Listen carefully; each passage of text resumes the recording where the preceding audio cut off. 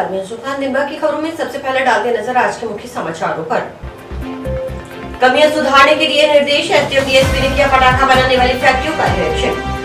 दिवाली से पहले शाही चौक का निर्माण कार्य पूरा करने के प्रयास, आइसलैंड पार्क का निर्माण कार्य भी प्रगति पर। शहर के सौंदर्यकरण में लगेंगे 4 छन। नाबालिग लड़की से देह व्यापार करवाने के बहुचर्चित मामले में 5 जने दोषी करार, गुरुवार को सुनाई जाएगी सजा। 13 को किया बरी। भावी आरएएस की परीक्षा, बंद रही इंटरनेट सेवाएं। बीच राह पेट्रोल खत्म हुआ तो दोपहिया के साथ पैदल पहुंचे गंतव्य स्थान। लगातार तीसरे दिन भी बंद रहे जिले भर के करीब 125 पेट्रोल पंप। प्रेस वार्ता कर हड़ताल जारी रखने की घोषणा। अब खबरें विस्तार से। इस बार दीपावली त्योहार पर बाजार में ग्रीन पटाखों की बिक्री होगी। राज्य सरकार के निर्देशानुसार दुकानदार केवल ग्रीन पटाखे ही बेच सकेंगे। ग्रीन पटाखों के अलावा अन्य तरह के पटाखों को बेचने पर प्रशासन व पुलिस की ओर से कार्रवाई की जाएगी। ग्रीन पटाखों की पहचान हरे रंग के निशान और क्यूआर कोड स्कैन कर की जा सकेगी। उधर प्रशासन व पुलिस के अधिकारियों ने इसको लेकर बुधवार को क्षेत्र में स्थित पटाखा तैयार करने वाली फैक्ट्रियों की जांच की। लाइसेंस के साथ ग्रीन पटाखे बनाने संबंधी दस्तावेज भी जांचे गए। इस दौरान एक फैक्ट्री मालिक के पास ग्रीन पटाखे बनाने संबंधी कमियां पाए जाने पर संबंधित फैक्ट्री मालिक को आवश्यक दिशा निर्देश भी दिए गए हैं। इस मौके पर एसडीएम डॉक्टर अभी गर्ग ने कहा कि दीपावली का त्योहार नजदीक है। इस संबंध में राज्य सरकार की ओर से आदेश दिए गए हैं कि इस बार बाजार में ग्रीन पटाखों की बिक्री होगी। उन पर नीरी का लोगो होगा और बार कोड स्कैन किया जा सकेगा। इसके तहत टाउन क्षेत्र में स्थित 4 पटाखा फैक्ट्रियों का निरीक्षण किया गया। फैक्ट्रियों में पानी, आग बुझाने के उपकरण, कितनी मात्रा में राष्ट्रीय पर्यावरण अभियांत्रिकी अनुसंधान संस्थान के सामान का स्टॉक है और कितनी मात्रा में अन्य आदि की जांच की गई। इसकी रिपोर्ट राज्य सरकार को भिजवाई जाएगी। इन फैक्ट्रियों के मालिकों से रिकॉर्ड मंगवाया गया है। इनमें एक फैक्ट्री संचालक के पास लाइसेंस तो मिला, लेकिन ग्रीन पटाखों की बिक्री करने संबंधी अन्य कमियां पाई गई। इस कारण इनका प्रोडक्ट बाजार में नहीं बिक सकेगा। इसलिए इस फैक्ट्री मालिक को चेतावनी दी गई है कि दोबारा फैक्ट्री की जांच भी की जाएगी। एसडीएम डॉक्टर गर्ग ने बताया कि अस्थायी पटाखा लाइसेंस के लिए 3 दिन का समय दिया गया है। इच्छुक व्यक्ति आवेदन कर सकता है। 600 रुपए शुल्क निर्धारित किया गया है। चालान पर जमा करवाया जाने वाला शुल्क वापस नहीं होगा।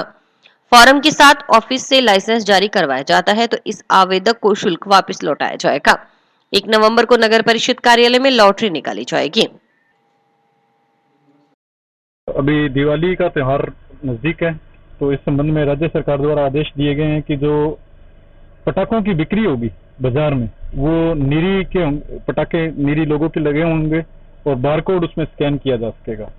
हमने अभी टाउन की 4 फैक्ट्रियों का विजिट किया है, जिसमें एक सज्जन कुमार, दूसरा विनोद ट्रेडिंग कंपनी, तीसरा एफएम कंपनी और चौथा ये अली अब्बास की कोई फैक्ट्री है। उनको हमने अभी चेक किया, जैसे पानी की व्यवस्था और इसके अलावा फायरिंग एक्सटिंग्विश सिस्टम और नीरी का कितना सामान है और नीरी के अलावा कितना सामान है, इसकी रिपोर्ट हमको गवर्नमेंट को भिजवानी है। तो 3 फैक्ट्रीज हमको सारा प्रॉपर अभी रिकॉर्ड हमने मंगवाया है पूरा का पूरा। एक ये अब्बास की कोई फैक्ट्री है, लाइसेंस इनके पास है लेकिन नीरी का नहीं है इनके पास किसी तरह का, तो इनको कहा है कि भैया अब ये नहीं बना सकते इसको। तो अभी हम पूरी चौकसी के साथ आगे लाइसेंस भी देने हैं पटाखों के, तो वो भी लाइसेंस में भी यही है कि नीरी का होलोग्राम लगा होना चाहिए और क्यूआर कोड उपस्थित होना चाहिए। टाउन स्थित राजकीय नेहरू मेमोरियल स्नातकोत्तर महाविद्यालय में बुधवार को कालीबाई भील मेधावी छात्रा स्कूटी वितरण समारोह का आयोजन महात्मा गांधी सभागार में किया गया। समारोह में नोडल महाविद्यालय की ओर से 39 छात्राओं को स्कूटी का वितरण किया गया। समारोह में मुख्य अतिथि नगर परिषद सभापति गणेश बंसल तथा विशिष्ट अतिथि विधायक प्रतिनिधि भूपेंद्र चौधरी, उप सभापति अनिल खिचड़, पंचायत समिति प्रधान प्रतिनिधि दयाराम जाखड़ और पार्षद तरुण विजय थे। अध्यक्षता प्राचार्य डॉक्टर नरेंद्र सिंह भागो ने की। कार्यक्रम के दौरान अतिथियों की ओर से राज्य सरकार की ओर से सामान्य वर्ग, अनुसूचित जाति, अल्पसंख्यक और विशेष पिछड़ा वर्ग के मेधावी छात्राओं के लिए प्रत्येक जिले में मेरिट के अनुसार 6 छात्राओं को स्कूटी प्रदान करने की योजना के अंतर्गत राजकीय नेहरू मेमोरियल महाविद्यालय की 31 मेधावी छात्राओं और राजकीय कन्या महाविद्यालय की 8 मेधावी छात्राओं को स्कूटी की चाबी सौंपी गई। स्कूटी के साथ रजिस्ट्रेशन, हेलमेट, आगामी 5 वर्ष का वाहन बीमा भी सौंपा गया है। राज्य सरकार की इस योजना के अंतर्गत स्कूटी प्राप्त करने वाली छात्राओं और उनके अभिभावकों के चेहरे खिल गए। विशिष्ट अतिथि भूपेंद्र चौधरी ने कहा कि यह योजना मुख्यमंत्री अशोक गहलोत की ओर से बालिकाओं की उच्च शिक्षा को बढ़ावा देने के लिए शुरू की गई है। इसके फलस्वरूप समाज में बालिकाओं के स्तर में काफी सुधार हुआ है और बालिकाएं आत्मनिर्भर बनी हैं। कॉलेज की छात्राओं ने अपनी कड़ी मेहनत, प्रतिभा और ज्ञान कौशल का परचम लहराते हुए राज्य सरकार की इस योजना के माध्यम से स्कूटी प्राप्त की है। जब पैसे 20-25 साल अगर पीछे की बात करें तो किसी विद्यार्थी को अगर पेन या डायरी भी इनाम में मिल जाती थी तो बहुत बड़ी बात थी।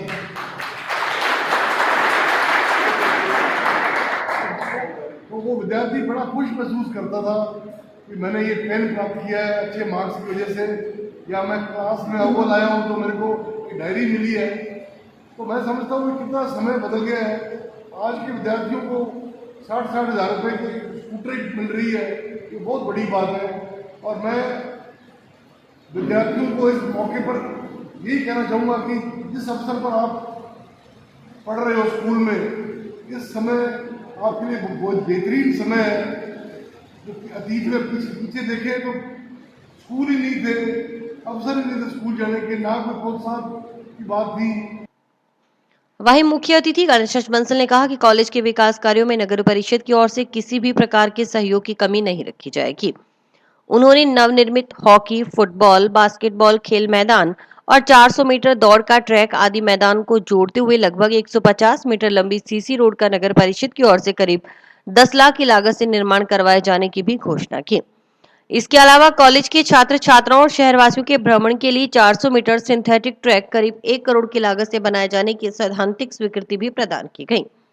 आज इस तालीबाई भील मेघावी स्कूटी वितरण योजना में जिन बेटियों को ये स्कूटी मेघावी होने के नाते अच्छी शिक्षा ग्रहण में प्राप्त होने के बाद मिल रहे हैं, मैं उन बेटियों को सभी को बधाई देता हूँ।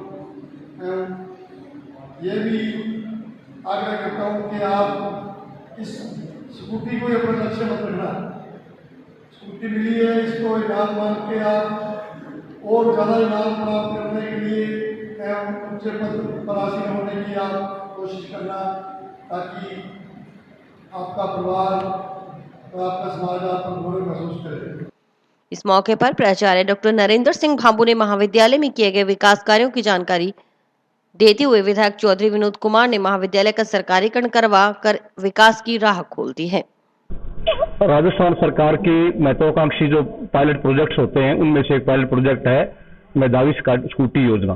तो छात्राओं के लिए विशेष रूप से मेधावी छात्राओं के लिए हर जिले में 100 स्कूटियां दी जाती हैं राज्य सरकार के द्वारा।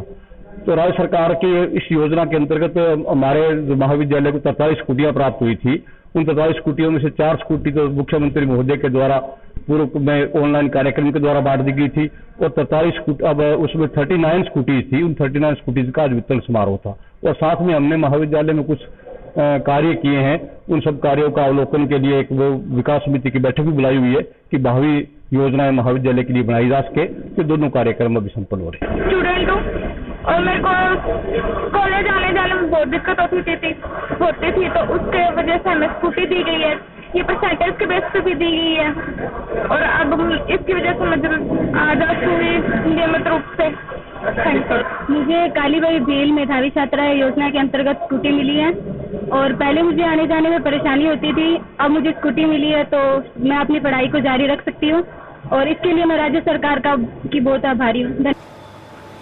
नगर परिषद दीपावली त्योहार पर शहरवासियों को नए शहीद भगत सिंह चौक के रूप में सौगात देने की तैयारी में है। इसके चलते जंक्शन शहर के हृदय स्थल पर स्थित शहीद भगत सिंह चौक के जीर्णोद्धार का कार्य प्रगति पर है। साथ ही चौक के नजदीक बन रहे आइसलैंड पार्क का निर्माण कार्य भी दिवाली से पहले पूरा करने के प्रयास नगर परिषद कर रही है। आइसलैंड पार्क में बनाया गया सेल्फी पॉइंट अभी से लोगों को आकर्षित कर रहा है।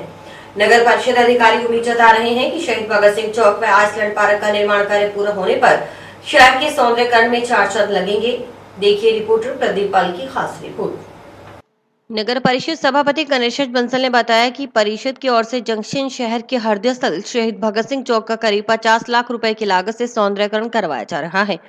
वर्तमान में चौक का निर्माण कार्य प्रगति पर है। शहीद भगत सिंह की कांसे की मूर्ति तैयार करवाई गई है जो 7.5 फीट ऊंची है। इसका वजन करीब 5 क्विंटल है। करीब 9 लाख रुपए की कीमत से शहीद की मूर्ति तैयार हुई है। नगर परिषद हनुमानगढ़ के द्वारा हनुमानगढ़ जंक्शन का हृदय स्थल शहीद भगत सिंह चौक का सौंदर्यकरण किया जा रहा है। कार्य निर्माणाधीन है और प्रगति पर है। इस भगत सिंह चौक का पुनः सौंदर्यकरण किया गया है। भगत सिंह चौक में करीब 50 लाख रुपए की लागत से नगर परिषद द्वारा नया निर्माण किया गया है एवं सरदार भगत सिंह जी की कांसे की मूर्ति, अष्टधातु की मूर्ति बनवाई गई है जो 7.5 फीट ऊंची है। वह कांसे की निर्मित है, 5 क्विंटल की है, जिसमें करीब 9 लाख रुपए की लागत आई है। इसके अलावा शहीद भगत सिंह चौक के नजदीकी आइसलैंड पार्क का निर्माण करवाया जा रहा है। आइसलैंड पार्क में अष्ट धातु की करीब 70 लाख रुपए कीमत की मूर्तियां लगाई जाएंगी। इसमें 7 मूर्तियां कालबेलिया नृत्य प्रस्तुत करते व 4 मूर्तियां बेटी बचाओ बेटी पढ़ाओ का संदेश देने वाली हैं। इसके अलावा एक selfie point I love Hanumangarh के नाम से बनवाया जा रहा है। शहीद भगत सिंह चौक व आइसलैंड पार्क का निर्माण पूरा होने पर शहर के सौंदर्यकरण में 4 चांद लगेंगे। उन्होंने कहा कि दीपावली त्योहार से पहले शहीद भगत सिंह चौक का निर्माण कर इसे जनता को समर्पित करने का प्रयास किया जा रहा है। इसके अलावा भगत सिंह चौक पर ही जो आइसलैंड पार्क था, जिस पर टेम्पुओं के द्वारा अतिक्रमण किया हुआ था, उस आइलैंड का निर्माण करके उस पर भी करीब 70 लाख रुपए की मूर्तियां बनाई गई हैं जो अष्ट धातु की हैं, कांसे की, मेटल की हैं। इनमें 7 मूर्तियां कालबेलिया पार्टी की हैं। इसके अलावा 4 मूर्तियां बेटी बचाओ बेटी पढ़ाओ का संदेश देने के लिए बेटियों पर बनाई गई हैं। इसके अलावा एक selfie point I love Hanumangarh के नाम से बनाया गया है। इस मूर्तियां जब बनकर तैयार हो जाएंगी तब शहर का सौंदर्यकरण शहरवासियों को और ही लगेगा। शीघ्र ही टेम्पो भी यहाँ से शिफ्ट किए जाएंगे। हमारी पूरी प्लानिंग है कि दीपावली से पहले इस भगत सिंह चौक को तैयार करके जनता को समर्पित कर दें ताकि शहरवासियों को दिवाली पर नगर परिषद तरफ से सौगात मिले। आबकारी विभाग की दोगली नीतियों के विरोध में राजस्थान लीकर कॉन्ट्रैक्टर यूनियन के आह्वान पर शराब व्यवसायियों ने बुधवार को संगरिया रोड पर गांव नवा के नजदीक शराब गोदाम के सामने इकट्ठा होकर प्रदर्शन किया। यूनियन सदस्यों ने आबकारी विभाग व सरकार के खिलाफ जमकर नारेबाजी करते हुए आक्रोश जताया। यूनियन के प्रदेश उपाध्यक्ष प्रदीप तिवारी ने कहा कि जयपुर में 22 अक्टूबर को राजस्थान लीकर कॉन्ट्रैक्टर यूनियन की बैठक हुई थी। इसमें आबकारी विभाग की दोगली नीतियां जिसे यूनियन सदस्यों को बर्बाद करने के लिए लागू किया गया है, इनके विरोध में 27 अक्टूबर को सांकेतिक रूप से एक दिन की जीरो बिलिंग का कार्य करने का आह्वान किया गया है। तिवारी ने बताया कि सांकेतिक प्रदर्शन से सोई हुई सरकार व आबकारी विभाग को जगाने का प्रयास किया जा रहा है। यदि सरकार ने मांगों पर जल्द ही कोई कार्रवाई नहीं की तो 10 नवंबर से प्रदेश के सभी शराब व्यवसायी बेमियादी समय के लिए बिलिंग बंद कर देंगे और 20 नवंबर को सेल्समैनों के साथ दुकान की चाबियां मुख्यमंत्री को सौंप देंगे। यूनियन सदस्य राजेंद्र चौधरी ने कहा कि आबकारी विभाग सरकार को पता है कि वर्तमान में शराब ठेकों का संचालन करने में यूनियन सदस्यों को कितनी परेशानियों का सामना करना पड़ रहा है, परंतु उन्हें कोई राहत नहीं दी जा रही। शराब ठेकेदारों का जो बकाया रेवेन्यू है वह भी नहीं दिया जा रहा, क्योंकि सरकार को पता है कि यदि बकाया रेवेन्यू दिया गया तो शराब ठेकेदार दुकानें सरेंडर कर देंगे। इस दौरान कई शराब व्यवसायी मौजूद रहे। नीति हाय हाय दोगली नीति हाय हाय दोगली नीति हाय हाय दोगली नीति हाय हाय आबकारी विभाग हाय हाय आबकारी विभाग हाय हाय आबकारी विभाग हाय हाय दोगली नीति हाय हाय आबकारी विभाग हाय हाय दोगली नीति हाय हाय। मैं आपको बता दूं मीडिया चैनल के माध्यम से भी जो आबकारी की दोगली नीति सरकार ने जो बनाई थी शराब ठेकेदार को खत्म करने के लिए, उसमें सबसे पहले हनुमानगढ़ में आंदोलन चालू हुआ था। हनुमानगढ़ में आंदोलन के बाद चूंचनू सीकर खेतड़ी वहां करीब 48 दिन से शराब व्यवसायी धरने प्रदर्शन पर बैठे हैं। सरकार को सुनवाई नहीं कर रही है। इसके तहत हमने शराब यूनियन ने, राजस्थान लीकर कॉन्ट्रैक्टर यूनियन ने एक जो उपचुनाव हो रहे हैं 2 जगह, वहां पे एक आम सभा बुलाई थी सभी समस्त राजस्थान के शराब ठेकेदारों द्वारा। उसमें ये सर्वसम्मति से निर्णय लिया गया था। अभी सरकार को जगाने के लिए 27 तारीख को हम पूरे राजस्थान में जीरो बिलिंग रखेंगे। मैं इसमें हम काफी हद तक सफल भी हो गए। सरकार ने हमारी यूनियन को तोड़ने के लिए काफी हद तक प्रयास भी किए थे, लेकिन समस्त राजस्थान के समस्त शराब व्यवसायी जिन्होंने एकजुटता का परिचय देते हुए आज पूरे राजस्थान में जीरो बिलिंग रखी है। आगे का कार्यक्रम आपको बता दूं, जो मतलब 22 तारीख को वल्लभ नगर में हमारी समस्त शराब व्यवसायियों की मीटिंग हुई थी, उसमें ये निर्णय लिया गया था कि एक दिन जीरो बिलिंग रखेंगे। अगर सरकार नहीं चेतती है तो आगामी 10 नवंबर को हम अनिश्चितकालीन जीरो बिलिंग करेंगे। फिर भी अगर सरकार नहीं मानी तो 20 तारीख को समस्त शराब व्यवसायी अपने सेल्समैनों के साथ चाबियां ठेके बंद करके चाबियां गहलोत के दरवाजे पे फेंक देंगे। राजस्थान लोक सेवा आयोग अजमेर की ओर से आयोजित राजस्थान राज्य अधीनस्थ सेवाएं संयुक्त प्रतियोगी परीक्षा 2021 बुधवार को नेटबंदी और कड़ी सुरक्षा के बीच शांतिपूर्ण संपन्न हुई। परीक्षा सुबह 10 बजे से दोपहर 1 बजे तक एक सत्र में जिला मुख्यालय में आसपास स्थित उपखंड पीली बंगाल, संगरिया, राबतसर, नोहर व भादरा में 94 परीक्षा केंद्रों पर आयोजित हुई। परीक्षा के लिए जिले में कुल 29,500 परीक्षार्थी नामांकित थे। 1 घंटा पहले परीक्षा केंद्र पर प्रवेश दिया गया। इस दौरान परीक्षा केंद्रों के बाहर कतारें देखी गई। हालांकि परीक्षा के लिए ड्रेस कोड को लेकर कोई विशेष निर्देश तो जारी नहीं किए गए थे, लेकिन इसके बावजूद अधिकांश अभ्यर्थी नियमों की पालना करते दिखे। अधिकांश अभ्यर्थियों ने हाफ बाजू के कपड़े पहने, वहीं इन अभ्यर्थियों को पूरी जांच के बाद सेंटर्स पर प्रवेश करवाया गया। कुछ सेंटर्स पर चप्पलें बाहर ही खुलवा ली गई। अभ्यर्थियों के साथ लाए गए बैग भी कॉलेजों के बाहर ही जमा करवा लिए गए। सुबह सुबह परीक्षार्थियों के आवागमन के साथ शहर में गहमा-गहमी का माहौल नजर आया। जिला प्रशासन व पुलिस के समक्ष सबसे बड़ी चुनौती नकल रोकने की रही। 3 साल के अंतराल में हुई RAS परीक्षा को लेकर युवाओं में उत्साह का माहौल नजर आया। सुबह के समय सड़कों पर यातायात बढ़ गया। अधिकांश युवा नए शहर में अपने अपने परीक्षा केंद्रों का पता पूछते भी नजर आए। कुछ केंद्रों पर अल सुबह ही गर्म कपड़ों में लिपटे परीक्षार्थी पहुंच गए। RAS परीक्षा में नकल रोकना प्रशासन व पुलिस के लिए सबसे बड़ी चुनौती रहा। नकल गिरोह नित नए तरीके अपनाकर नकल कराने से बाज नहीं आ रहे। रीट व पटवारी भर्ती परीक्षा के दौरान भी नकल गिरोह पकड़े गए थे। इसी तर्ज पर बुधवार को हुई RAS परीक्षा के दौरान पुलिस पूरी तरह से सतर्क नजर आई। परीक्षा केंद्रों पर आयोग के निर्देशानुसार पुलिस जाब्ता तैनात रहा। एडमिट कार्ड व ID दिखाने पर ही प्रवेश दिया गया। एग्जाम सेंटर पर थर्मल स्क्रीनिंग पर कर हाथों को सैनिटाइज भी करवाया गया। पुलिस व प्रशासन के साथ उड़न दस्तों ने लगातार गश्त कर नजर रखी।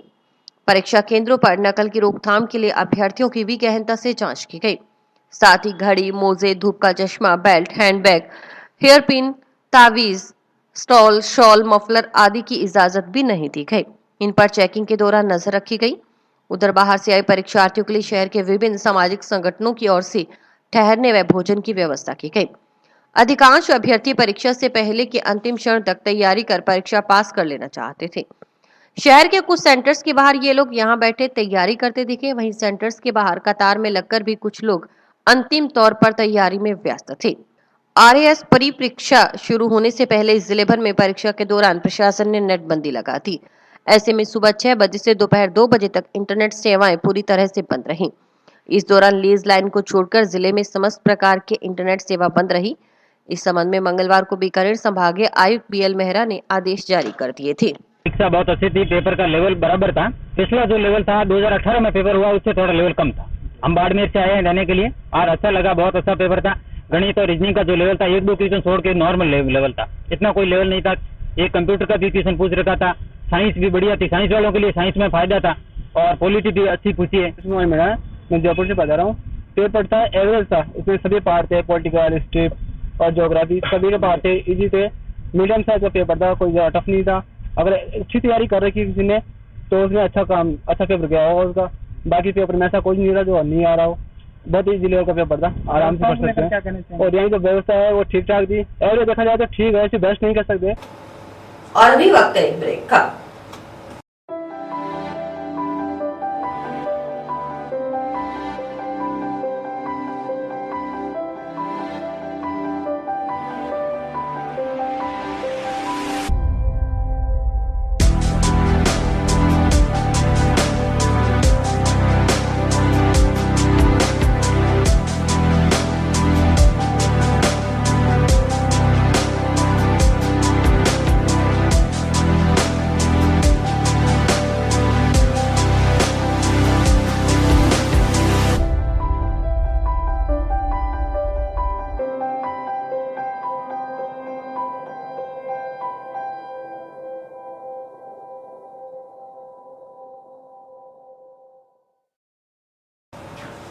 राज्यों के बराबर वेट करने की मांग को लेकर जिले के करीब 125 पेट्रोल पंप बुधवार को लगातार तीसरे दिन भी बंद रहे।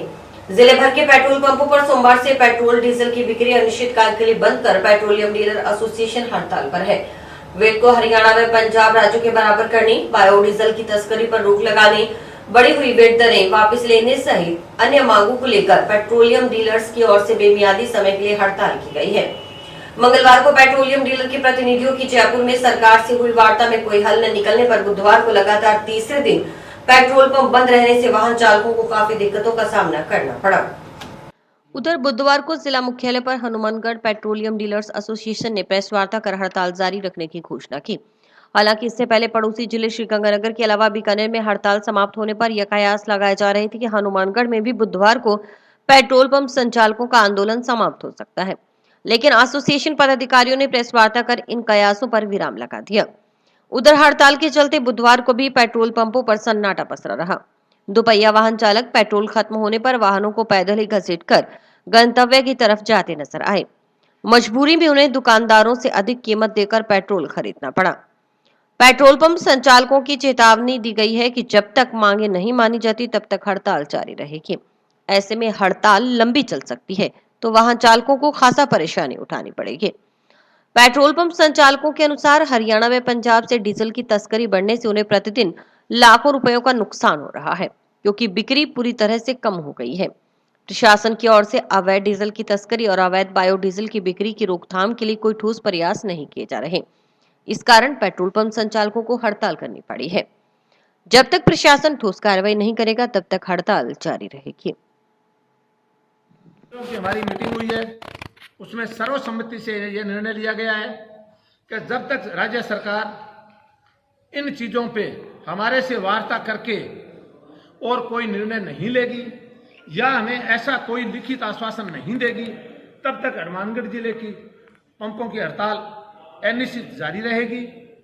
अगर राज्य सरकार का पुलिस प्रशासन और यहाँ की तेल कंपनियां हमारे पे अगर कोई दबाव डालती है तो हम हमारे पंपों की चाबियां प्रशासन को देने के लिए तैयार हैं। पर सरकार अगर पेट्रोल पंप चलाना चाहती है तो चलाएं। हम इस स्थिति में नहीं है कि इस रेट में तेल बेच के और सेल्समैन की तनख्वाह हमारे घर से दें। जब तक कोई भी आज उद्यमी वो अपना उद्यम करता है या अपना व्यापार करता है, उसमें अगर उसके घर से पैसे लगते हैं तो यह उसका विवेक है, उसको वो करे या नहीं करे। इसलिए हमने ये फैसला किया है कि हम इस व्यापार को करने में सरकार अगर हमें सहयोग नहीं कर रही है तो हम असमर्थ हैं। बीकानेर संभाग के गंगानगर, बीकानेर, चूरू, हनुमानगढ़ जिलों ने पड़ोसी राज्यों के बजाय यहाँ डीजल और पेट्रोल के रेट अधिक होने के कारण उनको पड़ोसी राज्यों के बराबर करने तथा पूरे राजस्थान के अंदर डीजल और पेट्रोल के रेट एक करने के लिए हमने 25 तारीख से अनिश्चितकालीन हड़ताल की थी। शायद जनता के हर आदमी को पता नहीं है, मैं बताना चाहता हूं कि राजस्थान के अंदर भी गंगानगर के अंदर जयपुर से 550 रुपए डीजल और पेट्रोल प्रति लीटर महंगा मिलता है। महंगा मिलने का कारण यह है कि कंपनियां अलग अलग ट्रांसपोर्ट चार्जेस करती हैं। हमने इस हड़ताल के दौरान राज्य सरकार को बताया कि जैसे एलपीजी गैस का सिलेंडर उसी रेट में गंगानगर में मिलता है, उसी रेट में नागौर में मिलता है और उसी में अजमेर में मिलता है, उसी प्रकार जितना डीजल और पेट्रोल पे परिवहन पे जो खर्चा होता है उसका पूल बनाकर पूरे राजस्थान का डीजल और पेट्रोल का अगर एक रेट किया जाए तो गंगानगर में 5 रुपए प्रति लीटर और हनुमानगढ़ में 4 रुपए 70 पैसे के करीब डीजल और पेट्रोल के भाव कम होंगे और इसके अंदर राज्य सरकार का 1 पैसा ही नहीं लगेगा। इसमें राज्य सरकार पे कोई वित्तभार नहीं पड़ेगा। तो हमने राज्य सरकार से ये निवेदन किया कि ये पूरे राजस्थान के अंदर डीजल और पेट्रोल के रेट एक किए जाए, किराया भाड़ा एक करके और पूरे राजस्थान का डीजल पेट्रोल का रेट एक हो तथा कोरोना काल के अंदर 6% राज्य सरकार ने रेट बढ़ाया था। राजस्थान में वैक्सीनेशन का काम केंद्र सरकार ने किया और कोरोना पूर्ण रूप से अब राजस्थान में खत्म हो चुका है। सरकार को वो 6% वेट तुरंत हटाकर और आम जनता को राहत देनी चाहिए। दिल्ली से 1 लाख रुपए में खरीदी गई 14 वर्षीय नाबालिग लड़की को वेश्यावृत्ति के धंधे में धकेलने के बहुचर्चित मामले में बुधवार को पॉक्सो न्यायालय के न्यायाधीश मदन गोपाल आर्य ने फैसला सुनाते हुए मुख्य आरोपी देह व्यवहार रैकेट सरगना मंजू अग्रवाल सहित 5 जनों को दोषी करार दिया है। यद्यपि 5 की गुरुवार को सजा सुनाई जाएगी। इस मामले में न्यायालय ने कुल 19 आरोपियों में से 13 जनों को बरी कर दिया, जबकि एक आरोपी का मामला विचाराधीन है। पॉक्सो प्रकरण हनुमानगढ़ के विशिष्ट लोक अभियोजक विनोद डिडू ने बताया कि 2 अप्रैल 2017 को इस संबंध में महिला पुलिस थाना में मुकदमा दर्ज हुआ था। पीड़िता दिल्ली से लाई गई थी। मंजू अग्रवाल इससे देह व्यापार का काम करवाती थी। एक दिन पीड़िता मंजू अग्रवाल के चंगुल से छुटकर छत के जरिए पड़ोसी के घर चली गई और अपने पिता को सूचना दी। उसके बाद पुलिस उसे महिला पुलिस थाना लेकर गई और मुकदमा दर्ज करवाया। इस मामले में कुल 19 जनों के खिलाफ न्यायालय में चालान पेश हुआ। इस मामले की सुनवाई पिछले 4 साल से चल रही थी। मामले में न्यायालय में कुल 27 गवाह पेश किए गए, 102 दस्तावेज प्रदर्शित करवाए गए। 164 के बयानों व कोर्ट बयानों में पीड़िता के मुकर जाने की वजह से कुछ व्यक्तियों को मुलजिम नहीं पाए जाने की वजह से न्यायालय ने बुधवार को फैसला सुनाते हुए कुल 19 आरोपियों में से 5 पर दोष सिद्ध किया है। 13 जनों को दोष मुक्त किया गया है। एक आरोपी का मामला विचाराधीन है और सुनवाई जारी है। दोषी करार दिए गए आरोपियों में शामिल मुख्य आरोपी मंजू अग्रवाल निवासी सुरेशिया, सोनू अग्रवाल व मुकेश अग्रवाल को दोषी करार दिया गया है। वहीं जगतार सिंह निवासी सुरेशिया व गुरजर सिंह को पोक्सो एक्ट के तहत दोष सिद्ध किया गया है। दोषी करार किए गए आरोपियों को गुरुवार को सजा सुनाई जाएगी।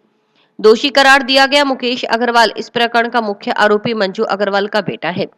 विशिष्ट लोक अभियोजक डूडी ने बताया कि इस मामले में न्यायालय की ओर से काला उर्फ अमरजीत, विजय कुमार, नवीन खान, मंजूर खान, पूर्णचंद, प्रताप सिंह, सुनील, अख्तर, महेंद्र, दीपक, जगदीश, किशन लाल, गुड्डी देवी को बरी किया गया है, जबकि रामचंद्र उर्फ फौजी का मामला न्यायालय में विचाराधीन है। दीपावली के त्योहार पर अस्थायी पटाखा लाइसेंस जारी करने के लिए एसडीएम कार्यालय हनुमानगढ़ द्वारा आवेदन पत्र आमंत्रित किए गए हैं। हनुमानगढ़ एसडीएम अभी गर्ग ने बताया कि निर्धारित 26 अक्टूबर से 28 अक्टूबर तक सुबह 11 बजे से 4 बजे तक आवेदन किए जा सकते हैं।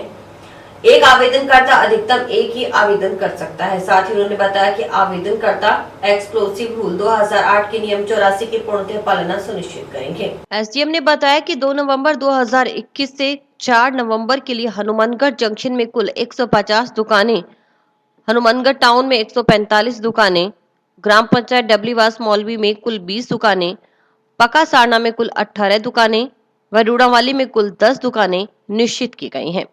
गर्ग ने बताया कि 1 नवंबर को सुबह 11 बजे नगर परिषद कार्यालय टाउन में लॉटरी निकाली जाएगी। जो आवेदनकर्ता अस्थायी पटाखा दुकान लाइसेंस से वंचित रह जाते हैं, वे आवेदक 15 से 26 नवंबर तक आवेदन शुल्क एसडीएम कार्यालय से प्राप्त कर सकते हैं। उन्होंने कहा कि निर्धारित तिथि के बाद यह राशि राजकोष में जमा करवा दी जाएगी। पटाखों के आवेदन को लेकर 3 दिन का टाइम दिए, पटाखों के लिए आवेदन कर सकते हैं और इसमें 500 प्लस 100 600 रुपए फीस रखी गई है। अगर चालान से जमा होते हैं तो वो नॉन रिफंडेबल है और अगर फार्म के साथ ऑफिस से लेते हैं तो वो रिफंडेबल है पैसे। इसकी लॉटरी प्रक्रिया कब? लॉटरी प्रक्रिया वगैरह 3 दिन बाद हम यही निकालेंगे नगर परिषद। और इसी के साथ समाचार समाप्त हुए। रोजाना देखते रहिए समाचार। नमस्कार।